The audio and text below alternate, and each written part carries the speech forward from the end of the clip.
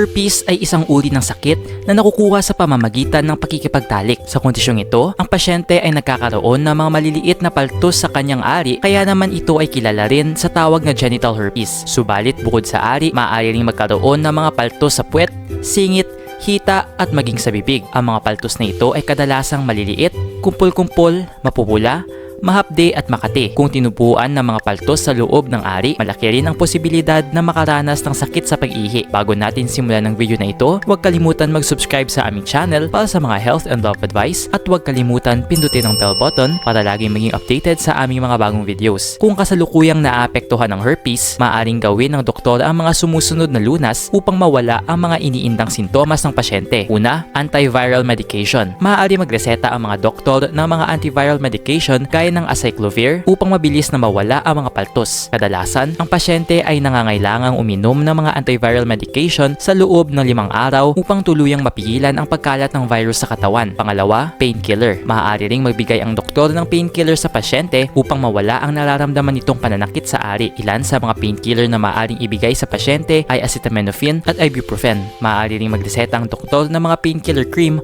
upang ipahid ito sa mga paltos na masakit at mahapdi. Bukod sa mga nabanggit na gamot, kailangang sabayan din ito ng wastong paglinis ng katawan upang mabilis humupa ang mga paltos. Maaring imungkahi ng doktor ang mga sumusunod na lunas sa bahay. Una, paghugas ng mga paltos gamit ang tubig na may asin. Nakatutulong ang paghugas ng tubig na may asin upang mabilis na maghilom ang mga paltos. Nakatutulong din ito upang hindi magkaroon ng impeksyon sa balat. Ang asin ay isang sangkap na naglalaman ng mga antibacterial property, kaya naman ito ay rekomendado ng mga doktor. Pangalawa, pagpahid ng petroleum jelly sa mga apektadong bahagi. Kung hindi makabili ng painkiller cream, maaaring gamitin ang petroleum jelly bilang alternatibo. Nakatutulong ito upang hindi gaanong humapdi at manakit ang paligid ng ari habang umiihi. Pangatlo, pagbuhos ng malamig na tubig sa ari habang umiihi. Maaari ring makabawas ng pananakit sa pag-ihi ang pagbuhos ng malamig na tubig. Ang malamig na temperatura ng tubig ay nakapagbibigay din ng ginhawa at nakapagpapabawas ng pangangati. Pang-apat, paglalagay ng ice pack o malamig na tuwalya sa mga paltos. Ang pamamaraang ito ay nakatutulong upang mabawasan din ang pananakit